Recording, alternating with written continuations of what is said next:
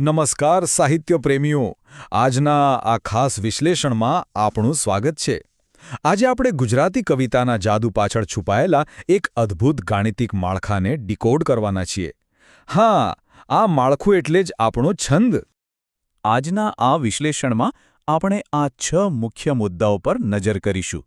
કવિતાનું DNA, મૂળભૂત નિયમો, જાદુઈ સૂત્ર, અક્ષરમેળ છંદ, માત્રામેળ છંદ અને અંતે છંદ ઓળખવાની એકદમ સરળ રીત. આનાથી વ્યાકરણનો આ અઘરો લાગતો વિષય એકદમ મજેદાર પઝલમાં ફેરવાઈ જશે. તો ચાલો, સૌથી પહેલા વિભાગ 1થી શરૂઆત કરીએ. કવિતાનું ડીએનએ એટલે કે છંદ. ક્યારે એવો વિચાર આવ્યો છે કે શા માટે કવિતાની અમુક પંક્તિઓ સીધી દિલમાં ઉતરી જાય છે અને તરત જ યાદ પણ રહી જાય છે? શું કોઈ પણ યાદગાર કવિતા એ માત્ર શબ્દોની રેન્ડમ ગોઠવણી છે કે પછી તેના સર્જન પાછળ કોઈ ચોક્કસ સિસ્ટમ છુપાયેલી છે? ખરેખર આની પાછળનું રહસ્ય છે છંદ. છંદ એ કવિતાની એકદમ ચોક્કસ ગાણિતિક બ્લુપ્રિન્ટ છે, અથવા એમ કહીએ કે એનું ડીએનએ છે. તે એક એવા કડક આર્કિટેક્ચરલ માળખા તરીકે કામ કરે છે જે એ સુનિશ્ચિત કરે છે કે કવિતાનો દરેક ધબકાર પરફેક્ટ ટાઈમિંગ સાથે સેટ થયેલો હોય. હવે જઈએ વિભાગ 2 પર. મૂળભૂત નિયમો, લઘુ અને ગુરુ. આ કાવ્યાત્મક બ્લુપ્રિન્ટને વાંચવા માટે સૌથી પહેલા આ 2 પાયાના ઘટકોને સમજવા ખૂબ જ જરૂરી છે. અહીં જોઈ શકાય છે કે કેવી રીતે લઘુ અને ગુરુ કામ કરે છે.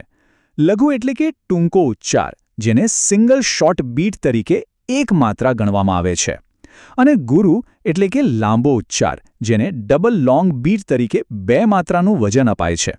અહીં એક ઇન્ટરેસ્ટિંગ વાત નોંધવા જેવી એ છે કે જોડાક્ષરની પહેલા આવતો અક્ષર હંમેશા ગુરુ બની જાય છે.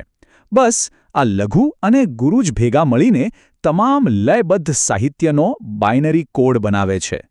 હવે આગળ વધીએ વિભાગ 3 તરફ. જાદુઈ સૂત્ર અને ગણ. ચાલો જોઈએ કે આ સ્વતંત્ર બીટ્સ ભેગા મળીને મોટા મ્યુઝિકલ સમૂહો કેવી રીતે બનાવે છે. જેવી રીતે પરમાણુઓ ભેગા મળીને અણુ બનાવે છે, બરાબર, એવી જ રીતે બરાબર 3 અક્ષરોના સમૂહને ગણ કહેવામાં આવે છે. આ ગણ એ વિશિષ્ટ કાવ્યાત્મક મીટર માટે પ્રાઇમરી બિલ્ડિંગ બ્લોક તરીકે વપરાય છે, જેમાં લઘુ અને ગુરુનું કોઈ પણ સંયોજન હોઈ શકે છે. અને હવે આ વિશ્લેષણની સૌથી રસપ્રદ બાબત, આ અલ્ટિમેટ ચીટ કોડ ફોર્મ્યુલા, યમા તારાજ ભાનસ લગા. આ ખરેખર એક એવી માસ્ટર કી છે જેની મદદથી કોઈ પણ વ્યક્તિ તરત જ કોઈ પણ 3 અક્ષરના સમૂહનો ચોક્કસ ક્રમ શોધી શકે છે. માત્ર અક્ષરો પકડો અને તમારો ગણ તૈયાર. ચાલો હવે વિભાગ 4 જોઈએ. અક્ષરમેળ છંદનું ચોક્કસ માળખું. પાયાના સાધનો હવે તૈયાર છે, તો આપણે કાવ્યાત્મક મીટરના 2 મુખ્ય પરિવારો વિશે જાણીએ અને શરૂઆત કરીએ એકદમ કડક આર્કિટેક્ટથી. આ 2 અલગ અલગ શૈલીઓ વચ્ચેનો તફાવત બહુ જ રસપ્રદ છે. એક તરફ છે અક્ષરમેળ, જે કડક આર્કિટેક્ટ સમાન છે. અહીં દરેક અક્ષર અને તેનો લઘુગુરુનો ક્રમ સંપૂર્ણપણે ફિક્સ હોય છે. અને બીજી તરફ છે માત્રામેળ, જે એક ફ્રીસ્ટાઇલ કલાકાર છે. અહીં અક્ષરોની સંખ્યા ભલે બદલાય, તેને માત્ર કુલ ગાણિતિક વજન એટલે કે કુલ માત્રા સાથે જ લેવા દેવા છે.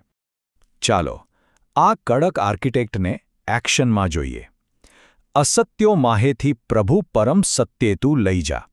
આ અત્યંત પ્રખ્યાત અને આધ્યાત્મિક પંક્તિમાં શિખરિણી છંદનો અદ્ભુત ઉપયોગ થયો છે. શિખરિણી છંદનું આ ગાણિતિક માળખું બહુ જ સ્પષ્ટ છે. તેમાં કુલ 17 અક્ષરો હોય છે અને શ્વાસ લેવા માટેનો વિરામ એટલે કે યતિ બરાબર 6ઠ્ઠા અને 12મા અક્ષરે આવે છે. તેનું ચોક્કસ સૂત્ર ય મ ન સ ભ લ ગા છે. આ ગણતરી કરતાં જ શિખરણીનું આખું ગણિત આપોઆપ ખુલી જાય છે. અને હા, જ્યારે પ્રકૃતિના બહેતા અને ભવ્ય લયનું વર્ણન કરવું હોય ત્યારે કવિઓ સ્રગધરા છંદનો ઉપયોગ કરે છે, જેમ કે ધીમે ધીમે છટાથી કુસુમરજ લઈ ડોલતો વાયુ વાય. આ લાઈન સાંભળતા જ એક શાહી લયનો અનુભવ થાય છે, ખરું ને? સ્રગધરા ખરેખર એક વિશાળ મીટર છે, જેમાં 21 અક્ષરોનું માળખું હોય છે. આટલા બધા અક્ષરો હોવાથી સ્વાભાવિક રીતે જ તેમાં 7મા અને 14મા અક્ષરે લાંબા અને નાટ્યાત્મક વિરામ લેવા પડે છે, જે આ છંદને એક ભવ્ય સ્વરૂપ આપે છે. જો કે અહીં એ નોંધવું બહુ જ અગત્યનું છે કે આ જ કડક પરિવારમાં એક અપવાદ પણ છે, અને તે છે મનહર છંદ. તે આ અક્ષરમેળના પરિવારમાં રહીને પણ એકદમ વાતચીતની સ્વતંત્રતા આપે છે. આમાં કુલ 31 અક્ષરો હોય છે, પરંતુ તેમાં લઘુગુરુના ક્રમનો કોઈ જ કડક નિયમ હોતો નથી. હવે વાત કરીએ વિભાગ 5ની, માત્રામેળ છંદ મુક્ત લય. ચોક્કસ અક્ષરો ગણવાની દુનિયામાંથી બહાર આવીને આપણે લયબદ્ધ વજનની આ ફ્રીસ્ટાઇલ દુનિયામાં જઈએ. જાગને જાદવા કૃષ્ણ ગોવાડિયા, તુજ વિના ધ્યાનમાં કોણ જાશે. આ એક ખૂબ જ આઇકોનિક પ્રભાત્યું છે. માત્રામેળ પરિવારની જે ડોલતી અને ભાવનાત્મક ઉર્જા છે તેને આ પંક્તિઓ સંપૂર્ણપણે કેપ્ચર કરે છે. ઝૂલણા છંદમાં અક્ષરોની ગણતરી બિલકુલ ભૂલી જ જવાની હોય છે. તેમાં માત્ર બરાબર 37 માત્રાઓનું વજન હોવું જરૂરી છે. ભક્ત કવિ નરસિંહ મહેતાએ આ છંદનો ખૂબ ઉપયોગ કર્યો છે, કારણ કે તે એક એવો સંગીતમય લય ઉત્પન્ન કરે છે જે ભક્તિભાવને સીધો જ અલગ સ્તર પર લઈ જાય છે.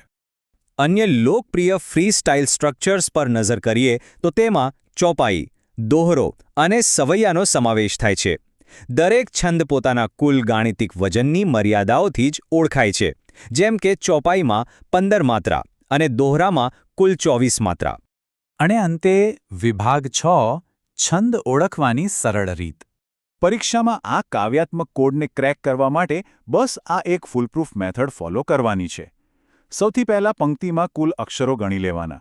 જો અક્ષરોની સંખ્યા 17 કે 21 જેવી ફિક્સ હોય તો તેને 3 અક્ષરોના ગણમાં વહેંચીને સૂત્ર ચેક કરી લેવાનું.